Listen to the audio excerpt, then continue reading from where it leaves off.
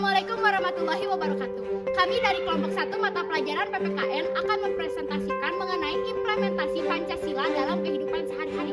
Maksud implementasi di sini adalah bagaimana cara kita menerapkan ideologi dari Negara Kesatuan Republik Indonesia ini dalam kehidupan kita sehari-hari di berbagai aspek. Apa aja sih materi yang bakal kita sampaikan? Yuk, simak video ini. Makna Pancasila secara etimologi dan ideologi berasal dari bahasa Yunani yang terdiri dari dua kata yaitu idea dan logos. Sedangkan Pancasila berasal dari bahasa Sanskerta yang berarti panca lima, sila prinsip atau asas. Makna sila ke-1 bermakna bahwa Tuhan adalah pusat kehidupan bagi segala dan bahwa Tuhan adalah pemilik segalanya. Sila kedua, rantai, mewakili kemanusiaan yang adil dan beradab, bermakna bahwa kita dapat menjadi bangsa yang dapat mengangkat derajat manusia secara adil, etis, dan bertata krama. Nah, sila ketiga yaitu bermakna bahwa kita harus mementingkan kepentingan golongan di atas kepentingan pribadi agar bangsa tetap bersatu. Makna sila keempat yaitu bermakna kita tidak boleh memaksakan kehendak kepada orang lain, utamakan musyawarah dengan semangat kekeluargaan. Makna sila kelima bermakna kita harus memprioritaskan keutamaan semua orang dengan kewajiban dan hak sesama manusia. Contoh kasusnya adalah kasus separatisme yang terjadi di Pulau Barat. Papua telah lama menginginkan kemerdekaannya dari Indonesia sejak ribuan tahun yang lalu. Sejak Papua masih berada di bawah pemerintahan Belanda. Papua menjadi satu-satunya daerah atau pulau yang masih tertinggal di Indonesia. Tak jarang proses pembangunan jarang terjadi dan bahkan gagal di sana. Pemahaman yang berbeda antara rakyat ibu kota dan orang Papua juga melatar belakangi cekcok dan konflik ini. Tak hanya itu, pemerintah dinilai hanya mengeksploitasi atau menjajah sumber daya alam Papua dan hanya menguntungkan segelintir orang saja. Kemudian solusi yang tepat untuk permasalahan ini yang pertama adalah pendekatan politik yang harus dilakukan seperti pemerintahan Indonesia yang menangani separatisme yang terjadi di bagian Aceh. Kemudian yang kedua adalah menyematakan pembangunan infrastruktur. Kemudian yang ketiga adalah menerapkan nilai-nilai Pancasila, khususnya sila kedua yang berbunyi kemanusiaan yang adil dan beradab, dan sila kelima keadilan sosial bagi seluruh Indonesia. Rakyat Indonesia ini bermakna luas termasuk pada rakyat Papua dan tidak hanya menguntungkan segelintir daerah atau daerah saja. Cara menerapkan Pancasila sebagai warga negara atau dalam kehidupan sehari. Sila pertama yaitu saling menghormati kebebasan menjalankan ibadah sesuai dengan agama dan kepercayaannya masing-masing, dan juga tidak melakukan penistaan terhadap agama lain, dan juga tidak melakukan perusakan rumah ibadah terhadap agama manapun. Sila kedua yaitu memperlakukan manusia sesuai dengan harkat dan martabat dan sebagai ciptaan Tuhan Yang Maha Esa, dan juga tidak semena-mena terhadap orang lain. Yang ketiga yaitu bangga dan cinta terhadap tanah air, bangsa dan negara, dan rela berkorban demi bangsa dan negara. Yang keempat yaitu menghormati dan menghargai musyawarah untuk mencapai mufakat dalam menyelesaikan permasalahan, dan juga ikut serta dalam pemilihan umum seperti pemilihan presiden dan juga pemilihan kepala daerah.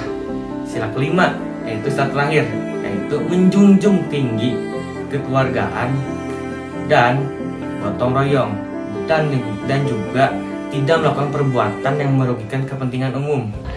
Cara menerapkan Pancasila sebagai siswa.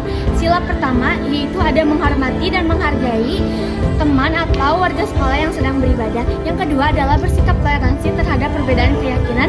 Yang ketiga adalah melakukan ibadah sesuai dengan keyakinan masing-masing. Yang keempat adalah tidak mengganggu teman atau warga sekolah yang sedang beribadah.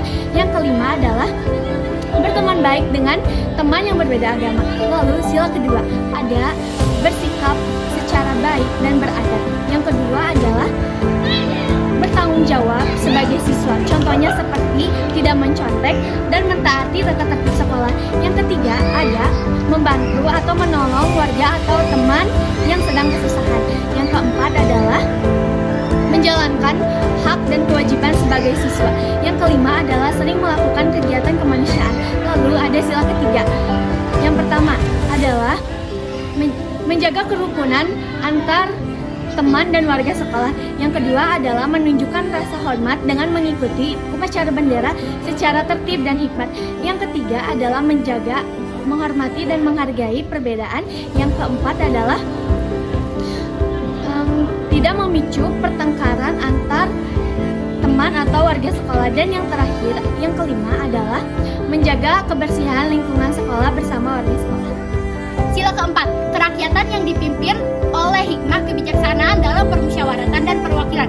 Bagaimana sih caranya kita menerapkan sila keempat ini sebagai siswa dalam kehidupan sehari-hari?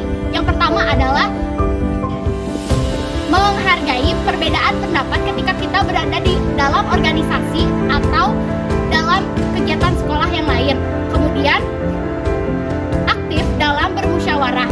Yang ketiga adalah menerima hasil akhir dari pembahasan dari musyawarah yang telah dilakukan. Yang keempat adalah menghargai perbedaan pendapat, baik itu dari kakak kelas, teman sebaya, ataupun adik kelas. Sila kelima, keadilan sosial bagi seluruh rakyat Indonesia, yaitu bekerja sama tolong-menolong dalam kerja bakti atau kegiatan sosial lainnya. Yang kelima adalah menghargai orang lain karena kita setara sebagai rakyat Indonesia. Sila pertama, yang pertama itu selalu meyakini kenyataan bahwa Tuhan Yang Maha Esa itu ada dan selalu mengawasi perbuatan kita di tempat umum. Yang kedua yaitu senantiasa menghargai kepercayaan serta agama orang lain dan mengingatkan kepada sesama jika ada yang mencela agama atau kepercayaan orang lain. Yang ketiga, tidak melakukan satupun tindakan yang bermakna diskriminasi dimanapun, menanamkan sikap tidak mencampuri urusan agama lain dan fokus terhadap agama sendiri. Dalam sila kedua yaitu yang pertama, kita mengembangkan sikap peduli dan tolong-menolong terhadap setiap orang.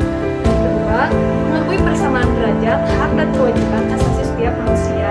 Yang ketiga, menghormati hak-hak dan kewajiban yang dimiliki masing-masing orang sehingga tidak terjadi pelanggaran HAM. Dalam sila ketiga, yang pertama, kita mengembangkan perilaku hormat kepada orang yang lebih tua, membantu berbagai kegiatan dalam bermasyarakat. Kedua, mengutamakan kepentingan bersama daripada kepentingan pribadi atau golongan. Yang ketiga, mematuhi hukum dan norma yang berlaku di masyarakat. Yang keempat, menumbuhkan rasa senasib dan sepenanggungan dalam masyarakat. Dalam sila keempat, yang pertama yaitu mengutamakan musyawarah dalam mengambil keputusan untuk kepentingan bersama. Yang kedua, musyawarah untuk mencapai mufakat diliputi semangat kekeluargaan. Yang ketiga, menghormati dan menjunjung tinggi setiap keputusan yang dicapai sebagai hasil musyawarah. Nah, dan yang terakhir dalam sila kelima, yang pertama itu mengutamakan kepentingan bersama di atas kepentingan pribadi. Yang kedua, memberikan pertolongan atau bantuan kepada tetangga yang membutuhkan tanpa mengharapkan imbalan. Yang ketiga, menjaga ketenangan atau tidak gaduh. Yang keempat, merawat fasilitas umum yang telah disediakan. Dan kelima, menjaga kelestarian alam dengan menanam pohon. Sekian presentasi dari saya. Assalamualaikum warahmatullahi wabarakatuh. Cara menerapkan Pancasila dalam keluarga. Sila pertama yaitu menghormati orang tua dan melakukan ibadah bersama